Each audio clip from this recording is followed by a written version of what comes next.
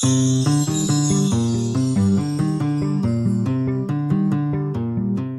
வயசுல இருந்து எதுனா ஒரு பிரச்சனைனா என் பிரதரால தாங்க முடியாது.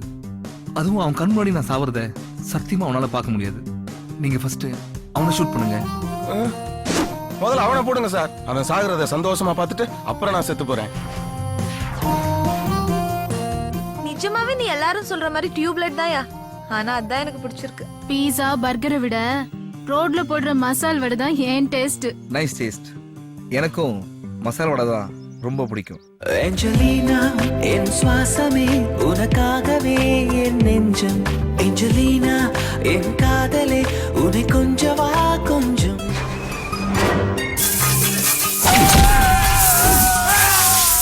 கூப்பிட்ட உடனே சடன் பிரேக் அடிக்கணும். சைக்கிளா ஓட்டிட்டு இருக்கிறேன், சண்டை போட்டுட்டு இருக்கிறேன், கையெல்லாம் ரத்தம் ஆயிடுச்சு.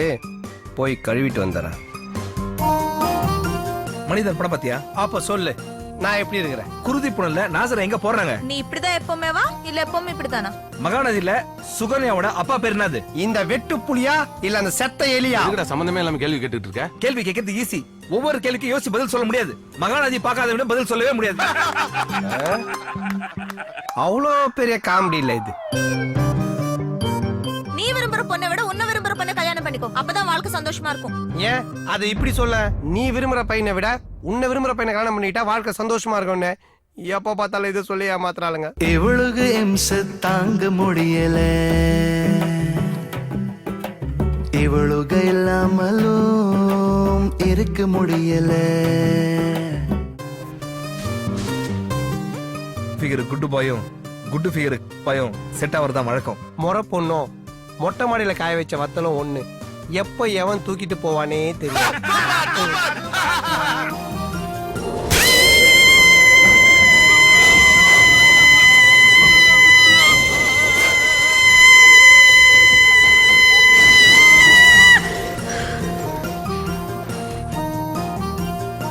பாய்ஸ், நல்ல ஆக்ஷன் பிளாக் மாட்டிருது. ஃபுல் என்ஜாய்மெண்ட் தான். வாங்கடா.